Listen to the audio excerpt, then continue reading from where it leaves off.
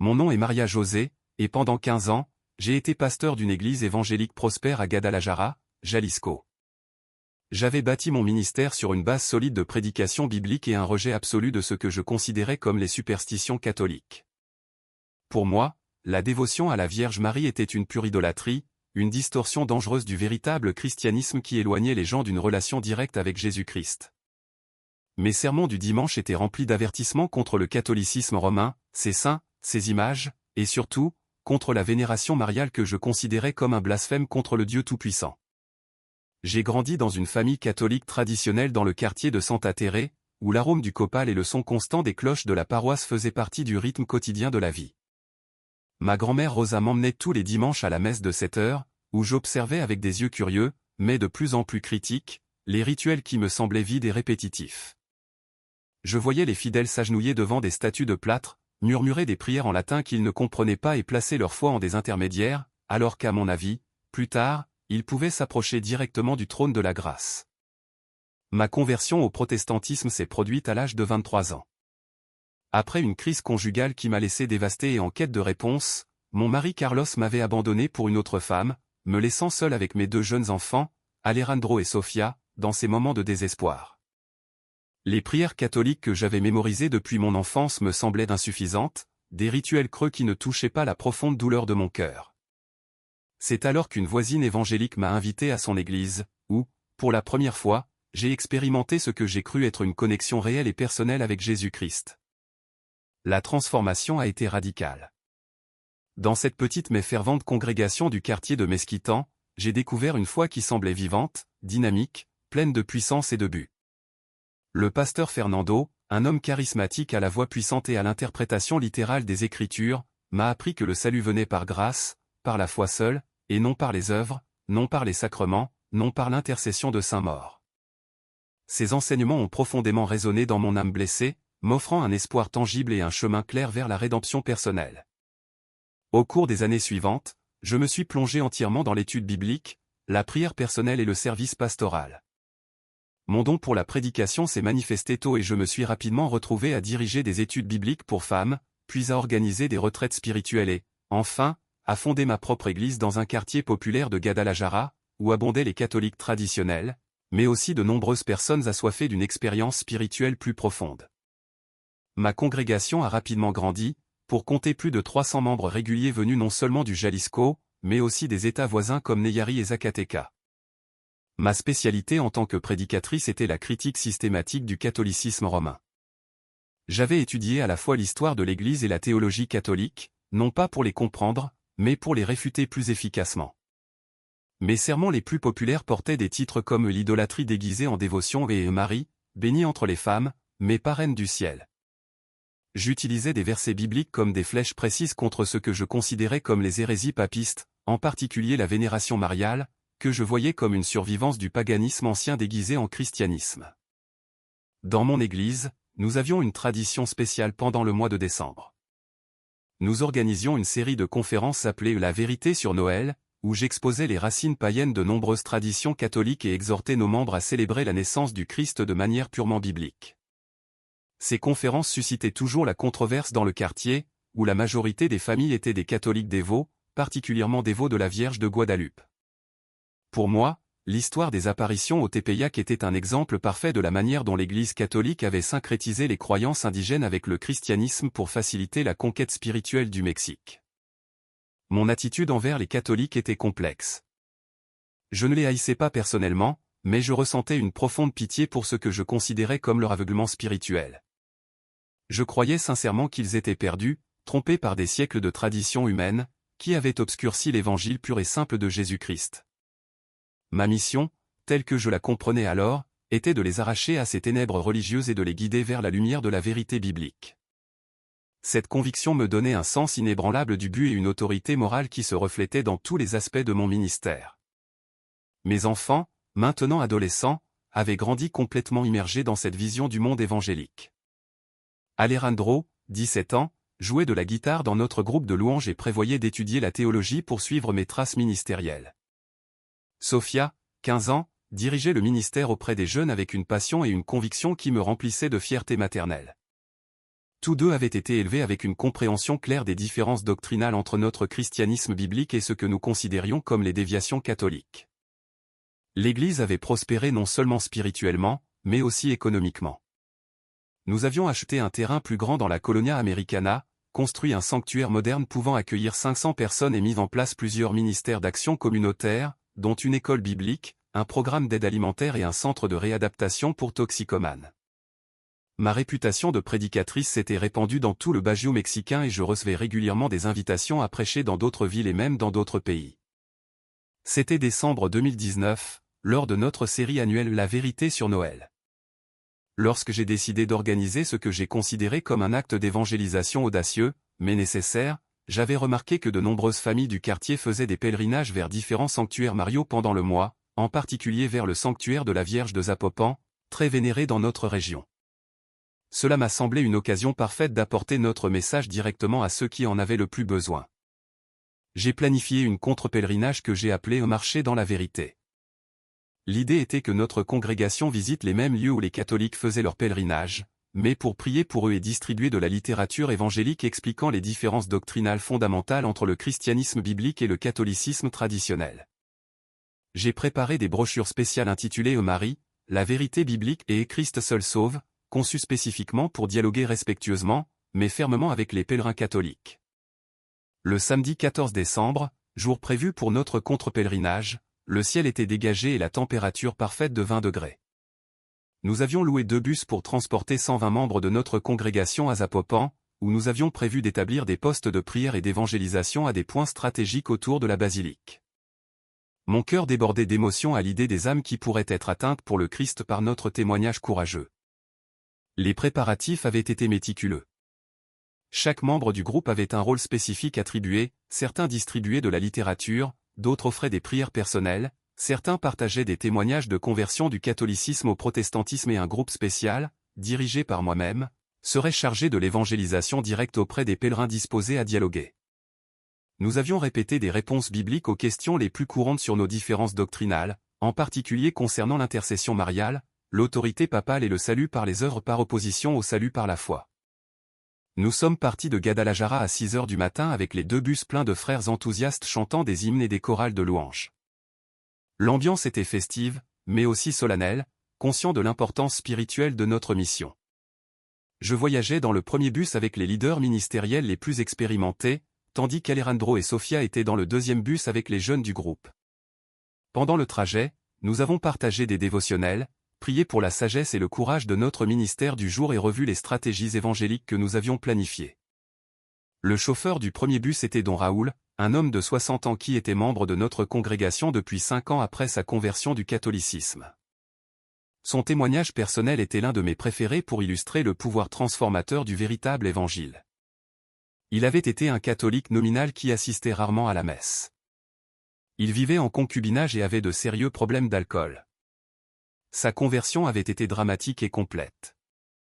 Il s'est marié légalement avec sa compagne, a complètement arrêté de boire et servait maintenant fidèlement dans plusieurs ministères de l'Église, y compris le transport pour des événements spéciaux comme celui-ci. Lorsque nous avons quitté les limites de Guadalajara, nous avons commencé à rencontrer des groupes de pèlerins catholiques qui marchaient sur la route vers Zapopan.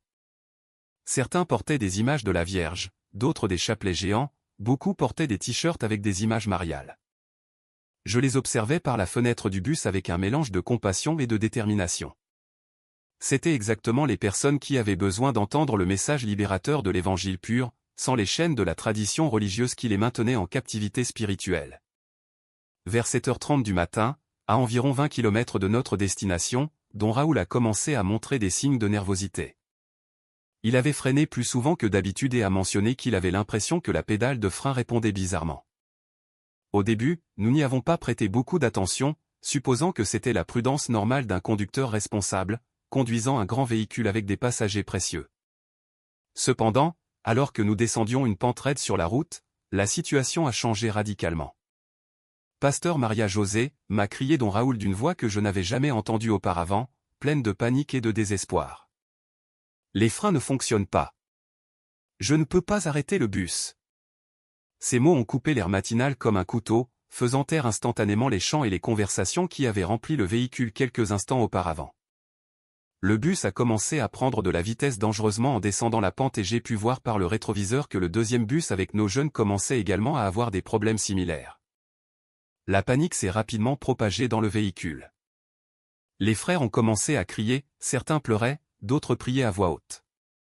J'ai essayé de garder mon calme et d'exercer un leadership spirituel au milieu de la crise, criant par-dessus le chaos, frères et sœurs, priez, appelez Jésus-Christ. Il a pouvoir sur toutes choses. Mais, pour la première fois depuis de nombreuses années, mes propres prières semblaient rebondir contre le toit du bus sans trouver de réponse divine. Le véhicule continuait d'accélérer dangereusement et Don Raoul luttait désespérément avec le volant pour le maintenir sur la route. Par la radio du bus, nous avons entendu la voix brisée du chauffeur du deuxième véhicule, Don Raoul, nous avons aussi perdu les freins. Les jeunes sont très effrayés. Que faisons-nous? Mon cœur s'est figé en pensant à mes propres enfants confrontés à la même situation terrifiante que nous. Alejandro et Sofia étaient dans ce deuxième bus avec 30 autres jeunes de la congrégation, tous sous ma responsabilité pastorale et maternelle. La route devant nous tournait dangereusement vers la droite et, à grande vitesse, il serait impossible de la prendre sans se renverser. Don Raoul a essayé d'utiliser le frein à main, mais le bus était trop lourd et la vitesse trop élevée. Il a essayé de passer en vitesse inférieure, mais le moteur rugissait sans parvenir à freiner efficacement notre course mortelle vers l'abîme. Par le pare-brise, je pouvais voir que le virage approchait rapidement et, au-delà, un précipice de plus de 200 mètres de profondeur qui signifierait la mort certaine pour nous tous. Les cris à l'intérieur du bus se sont intensifiés.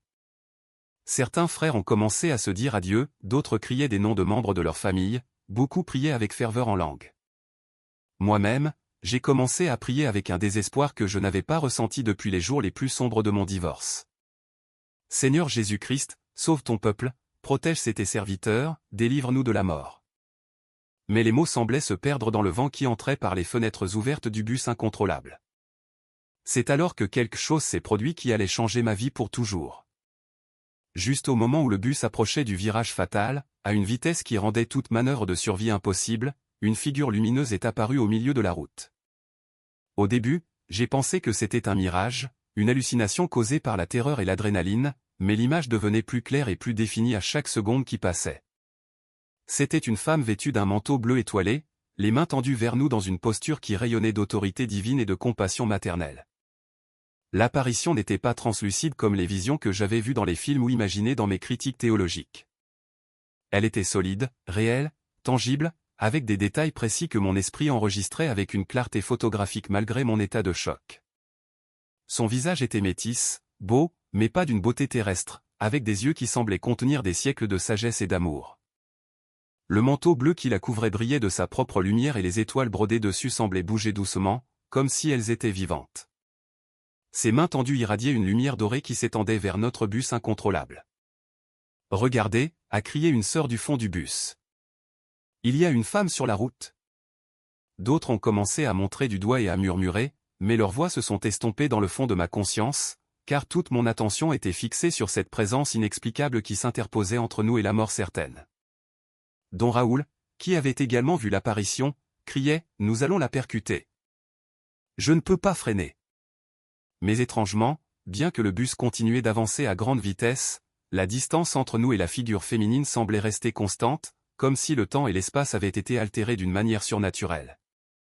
Alors j'ai entendu une voix, pas audible au sens normal du terme, mais qui résonnait directement dans mon esprit avec une clarté et une autorité qui transcendaient le chaos physique qui nous entourait. « Ma fille » disait la voix avec une tendresse infinie qui a traversé toutes mes défenses théologiques. J'ai entendu le cri de mes enfants. Fais confiance à mon intercession auprès de mon Fils Jésus. Les mots m'ont frappé comme un éclair de révélation divine. Cette femme, dont j'avais nié l'existence et dont j'avais rejeté l'intercession pendant 15 ans de ministère évangélique, s'adressait à moi comme à une fille bien-aimée. L'impact spirituel fut si intense que je me suis effondré sur mon siège, submergé par une combinaison de terreur, d'émerveillement, de confusion théologique et d'un amour que je n'avais jamais ressenti auparavant. Tout ce que j'avais prêché sur l'intercession mariale, toutes mes critiques doctrinales, tous mes sermons contre l'idolâtrie catholique s'effondraient face à la réalité tangible de cette présence maternelle qui s'interposait entre nous et la destruction. Mon esprit rationnel luttait pour trouver une explication alternative, mais mon esprit reconnaissait sans équivoque la sainteté et la puissance de ce que je voyais. À ce moment de crise spirituelle et physique, le miracle le plus évident s'est produit. Le bus, qui avait accéléré sans contrôle vers le virage fatal, a commencé à ralentir progressivement, non pas brusquement au point de nous projeter vers l'avant, mais avec une douceur surnaturelle qui défiait toutes les lois de la physique. Don Raoul n'avait toujours pas le contrôle des freins, mais le véhicule répondait comme si une force extérieure le guidait et le freinait de l'extérieur. La vitesse est passée de 80 km/h à 60, puis à 40, puis à 20, jusqu'à ce que nous nous arrêtions complètement à quelques mètres du début du dangereux virage. Le silence qui a suivi fut assourdissant. 120 personnes qui, quelques instants auparavant, hurlaient de terreur, restaient maintenant muettes, assimilant ce qui venait de se passer. Certains pleuraient en silence, d'autres tremblaient visiblement, beaucoup avaient les yeux fixés sur l'endroit de la route où la figure lumineuse était apparue, mais qui était maintenant vide. Don Raoul avait posé sa tête sur le volant et sanglotait comme un enfant, répétant encore et encore « Ah, elle nous a sauvés, elle nous a sauvés. La petite Vierge nous a sauvés. » Et par la radio est arrivée la voix du chauffeur du deuxième bus, également brisé par l'émotion « Don Raoul, vous allez bien. Nous nous sommes aussi arrêtés. Les jeunes disent qu'ils ont vu la Vierge Marie sur la route. » Mon cœur s'est emballé en apprenant que les occupants du deuxième véhicule avaient eu la même expérience surnaturelle. Ce n'était pas une hallucination individuelle causée par la terreur, mais une manifestation divine dont plus de 150 personnes avaient été témoins simultanément. Je suis descendu du bus avec des jambes tremblantes et j'ai marché jusqu'à l'endroit exact où la figure était apparue. L'asphalte était normal, sans aucune marque ni preuve physique de la présence que nous avions vue. Mais l'air à cet endroit semblait différent, chargé d'une électricité spirituelle qui faisait hérisser les poils de mes bras. D'autres frères étaient également descendus et s'approchaient avec respect et crainte. Certains se sont spontanément agenouillés à l'endroit, d'autres restaient simplement debout dans un silence contemplatif. Une femme âgée nommée Donia Carmen, qui avait été catholique pendant 50 ans avant sa conversion il y a 10 ans, s'est approchée de moi les larmes coulant sur ses joues ridées. « Pasteur » m'a-t-elle dit d'une voix brisée. C'était elle. C'était la petite Vierge de Guadeloupe. Je l'ai reconnue immédiatement. Elle a le même visage, le même manteau, la même expression d'amour que j'ai vue tant de fois à la basilique quand j'étais catholique. Elle nous a sauvé la vie. Ces mots ont pénétré profondément mon cœur, car Donia Carmen avait été l'une de mes converties les plus fidèles, quelqu'un qui avait pleinement adopté la théologie évangélique et rejeté publiquement ses dévotions catholiques antérieures. Les jeunes du deuxième bus nous avaient rejoints et leurs visages reflétaient le même mélange d'étonnement, de confusion et de révérence que je ressentais. Mon fils Alejandro s'est approché et m'a serré fort, murmurant à mon oreille « Maman, je l'ai clairement vue, elle était belle et puissante. Pourquoi une apparition mariale nous a-t-elle sauvés si nous ne croyons pas à ces choses ?» Sa question innocente résumait parfaitement le dilemme théologique auquel nous étions tous confrontés. Sophia était également visiblement émue et je pouvais voir dans ses yeux les mêmes questions qui torturaient mon propre esprit. Nous avons décidé de ne pas continuer vers Zapopan. Le but de notre contre-pèlerinage semblait complètement inapproprié après ce que nous avions vécu. Au lieu de cela, nous sommes retournés lentement à Guadalajara, mais pas en tant que le même groupe qui était parti ce matin-là, plein de certitudes doctrinales et de buts évangéliques. Nous étions des personnes profondément changées, secouées jusqu'au fondement de nos croyances théologiques par une rencontre surnaturelle qui défiait tout ce que nous avions enseigné et cru. Pendant le voyage de retour, le silence était presque total. Certains frères murmuraient des prières, d'autres regardaient simplement par les fenêtres, perdus dans une profonde contemplation. Je suis resté assise à ma place habituelle à l'avant du bus, mais mon monde intérieur avait été complètement transformé. Les mots que j'avais entendus résonnaient constamment dans mon esprit, j'ai entendu le cri de mes enfants. Fais confiance à mon intercession auprès de mon Fils Jésus. Ces mots n'étaient pas seulement venus de l'apparition, mais ils avaient pénétré mon esprit avec une autorité que je reconnaissais comme divine. Cette nuit-là, dans la solitude de ma chambre, je me suis agenouillé pour la première fois en 15 ans, non pas pour prier directement Jésus, mais pour réfléchir honnêtement à ce que j'avais expérimenté.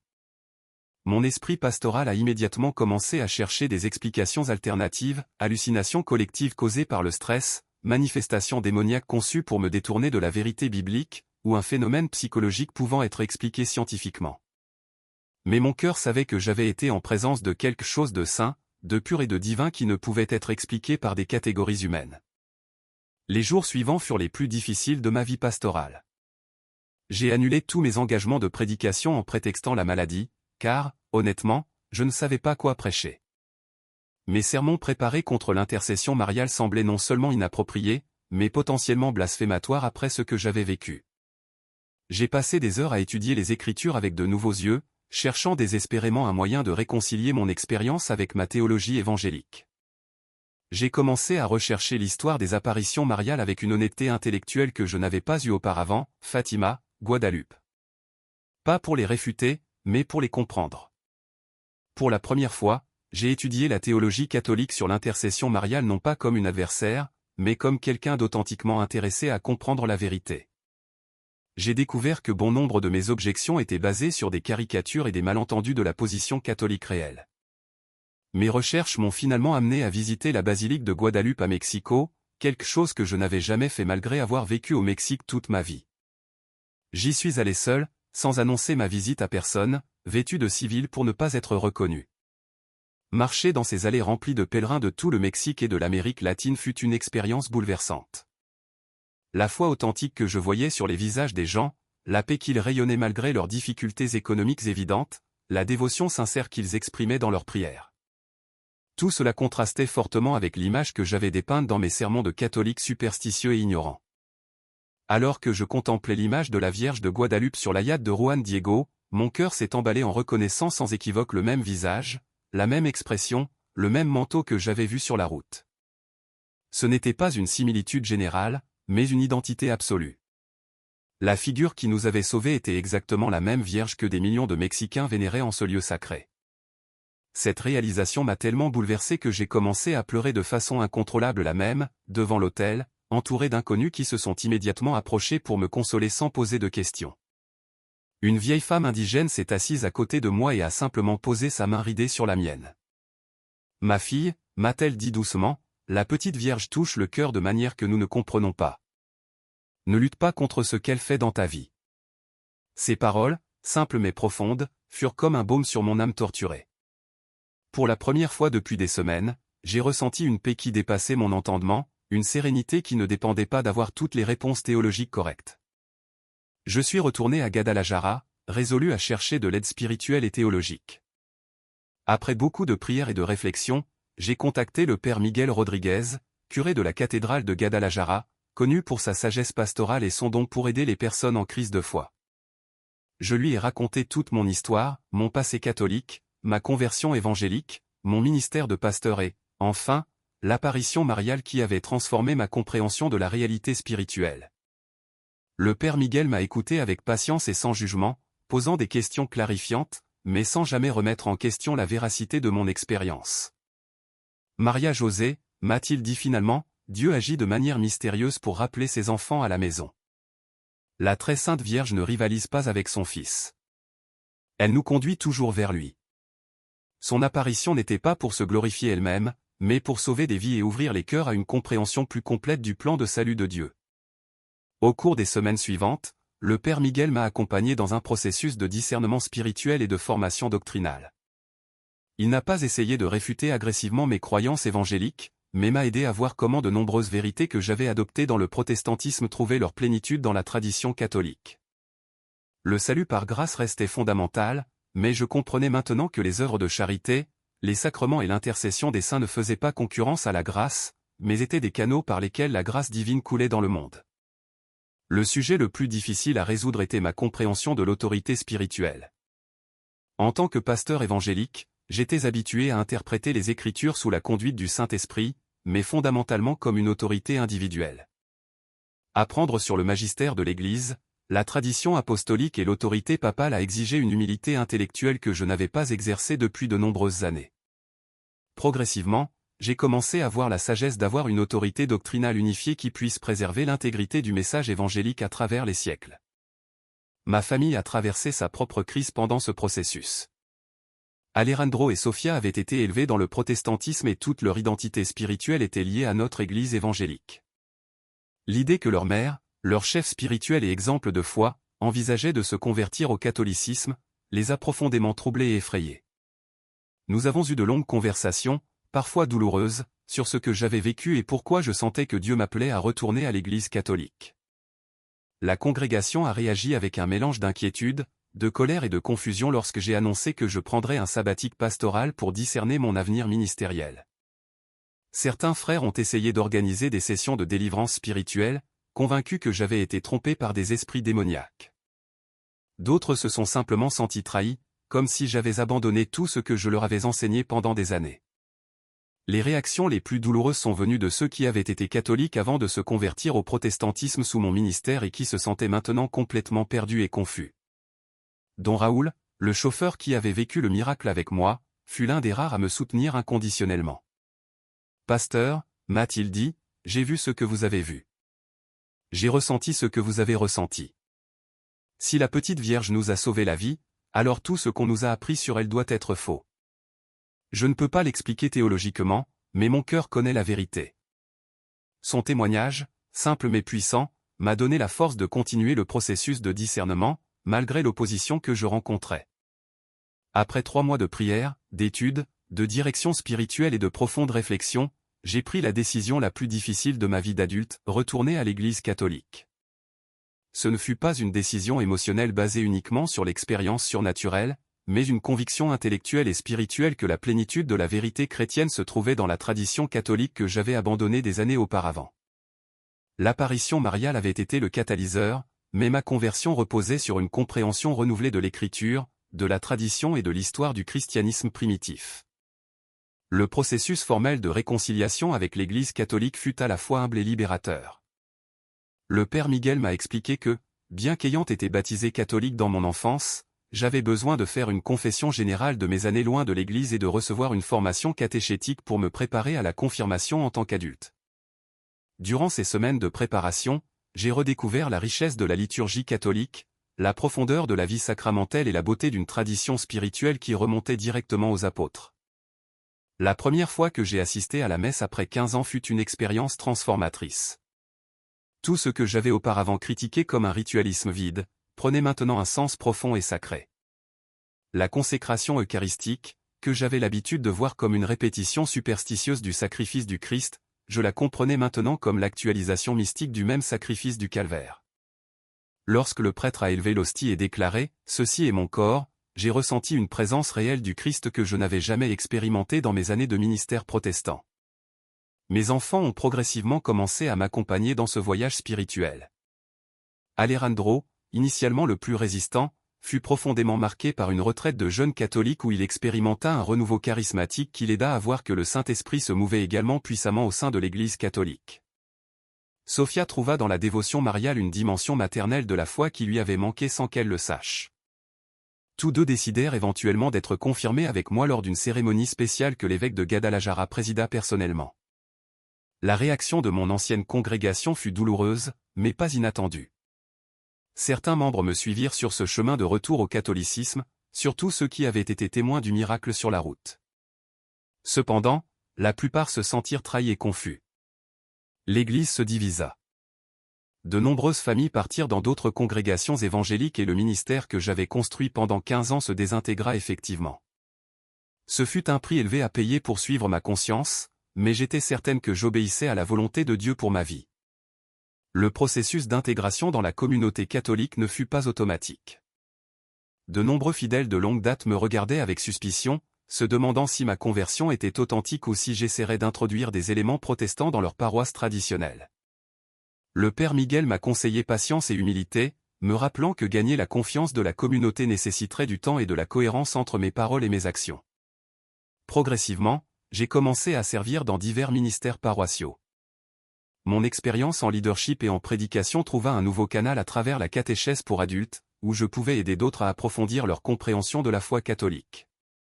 J'ai également commencé à donner des témoignages lors de retraites et de conférences sur mon expérience de conversion, en soulignant toujours que je n'étais pas venu attaquer le protestantisme, mais partager comment j'avais trouvé la plénitude de la vérité chrétienne dans l'Église catholique. L'un des aspects les plus difficiles de ma nouvelle vie catholique fut d'apprendre à me relationner avec mes anciens frères et sœurs évangéliques. Beaucoup me voyaient comme une apostate, quelqu'un qui avait trahi le véritable évangile pour les traditions humaines du catholicisme. D'autres m'évitaient simplement, mal à l'aise du rappel vivant que les certitudes doctrinales pouvaient être remises en question et changées. J'ai appris à répondre à leurs critiques avec gentillesse et respect, sans jamais attaquer leurs croyances, mais en partageant simplement ma propre expérience lorsque l'occasion se présentait. ma compréhension de la Vierge Marie s'est considérablement approfondie pendant cette période.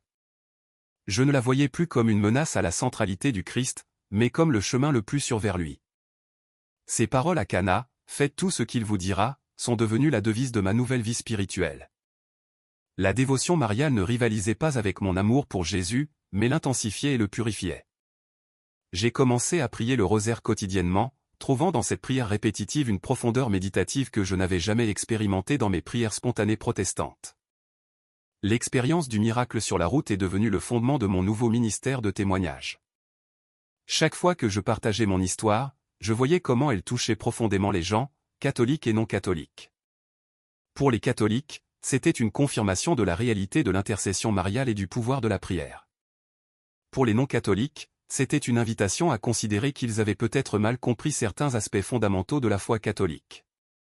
Un an après ma conversion, l'évêque m'a invité à faire partie d'une équipe diocésaine d'évangélisation, reconnaissant que mon passé protestant me donnait une perspective unique pour dialoguer avec les évangéliques et d'autres chrétiens non catholiques. Ce nouveau ministère m'a rempli de joie, car je pouvais utiliser mes dons de prédication et d'enseignement au service de l'Église, que je reconnaissais maintenant comme la plénitude de la vérité chrétienne. Pendant cette période, j'ai également développé une profonde dévotion eucharistique. J'ai commencé à assister à l'adoration perpétuelle du Très Saint Sacrement, où je passais des heures en prière silencieuse devant le Christ réellement présent dans l'hostie consacrée. Cette pratique, que j'aurais auparavant dénoncée comme de l'idolâtrie, est devenue la source principale de ma vie spirituelle. Dans ces moments de silence devant le tabernacle, j'expérimentais une intimité avec le Christ qui surpassait tout ce que j'avais connu dans mes années de ministère évangélique. Ma relation avec les Écritures s'est également transformée. Je n'ai pas cessé de lire et d'étudier la Bible, mais je la lisais maintenant dans le contexte de la tradition catholique et sous la direction du magistère de l'Église. J'ai découvert des couches de sens qui m'avaient échappé pendant mes années d'interprétation individuelle. Les passages que j'utilisais auparavant pour critiquer le catholicisme, je les comprenais maintenant dans leur contexte historique et théologique approprié.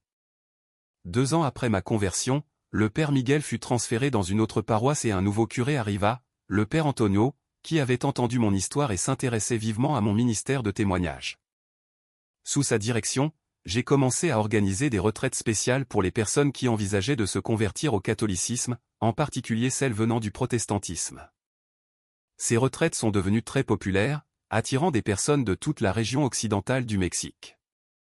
La croissance de ce ministère m'a amené à écrire mon premier livre, Et pasteur à catholique, un voyage de foi, où je narrais en détail mon expérience de conversion et fournissais des réponses théologiques aux objections les plus courantes que les protestants avaient envers le catholicisme. Le livre a été publié par une maison d'édition catholique mexicaine et a reçu un accueil très positif, surtout parmi les catholiques qui avaient des parents ou des amis évangéliques. Mes enfants ont également trouvé leur place dans l'Église catholique. Alejandro a décidé d'étudier la philosophie et la théologie au séminaire, non pas nécessairement pour être prêtre, mais pour approfondir sa compréhension de la foi. Sophia s'est impliquée dans le ministère de la jeunesse diocésaine et, finalement, s'est mariée avec un jeune homme catholique dévot lors d'une belle cérémonie à la cathédrale de Guadalajara. Voir mes enfants s'épanouir dans la foi catholique m'a confirmé que j'avais pris la bonne décision, non seulement pour moi, mais pour toute ma famille. Le 5e anniversaire du miracle sur la route est devenu une date spéciale de pèlerinage pour notre groupe.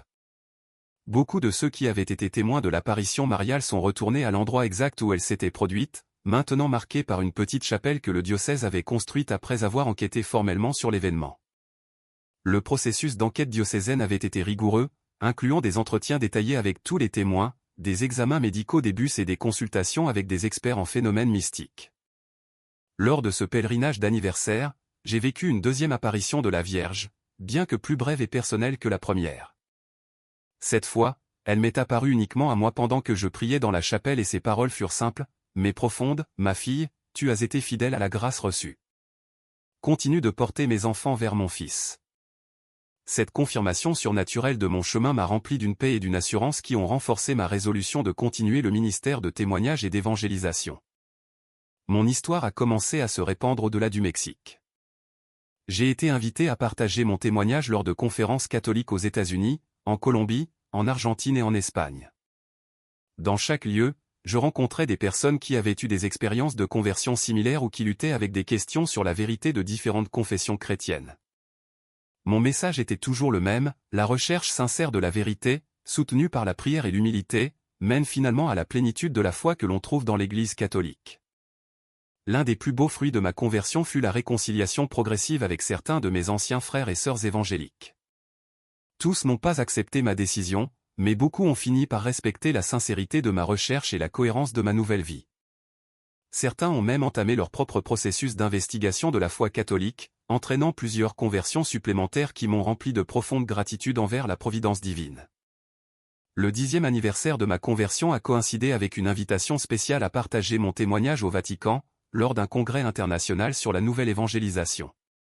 Être sur la place Saint-Pierre, le cœur de la chrétienté catholique, partageant mon histoire de la façon dont la très sainte Vierge m'avait ramené à l'Église fondée par son Fils, fut une expérience qui dépassa tous mes rêves. Le pape François lui-même m'a salué brièvement après ma présentation, me disant « Merci pour votre fidélité à la grâce, sœur.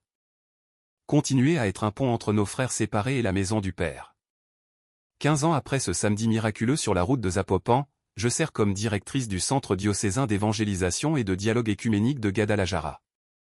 Mon ministère comprend la formation de catéchistes, l'organisation de retraites de conversion, la coordination de dialogue avec des leaders évangéliques et la direction d'un programme de formation pour adultes désireux d'entrer dans l'Église catholique. Chaque jour, je remercie Dieu pour la grâce extraordinaire que j'ai reçue par l'intercession de la très sainte Vierge de Guadeloupe. L'apparition mariale qui a changé ma vie n'a pas été seulement un événement surnaturel isolé, mais le début d'une transformation continue qui continue de se développer chaque jour. J'ai appris que la véritable conversion n'est pas un moment unique, mais un processus de toute une vie de croissance en sainteté et de fidélité à la vérité. La Vierge Marie, qui m'a physiquement sauvé de la mort sur cette route, continue de me sauver spirituellement chaque jour, me rapprochant toujours davantage de son Fils Jésus. Mon message pour quiconque lira cette histoire est simple mais profond, restez ouverts à l'action de Dieu dans vos vies, même lorsque cette action défie vos idées préconçues ou vous mène sur des chemins inattendus. La vérité ne craint pas l'examen honnête, et Dieu utilise des moyens mystérieux pour attirer ses enfants vers la plénitude de la foi. La très sainte Vierge Marie, Mère de Dieu et Mère notre, continue d'intercéder pour nous tous, nous menant toujours vers le salut qui se trouve uniquement en son Fils divin, Jésus-Christ, notre Seigneur.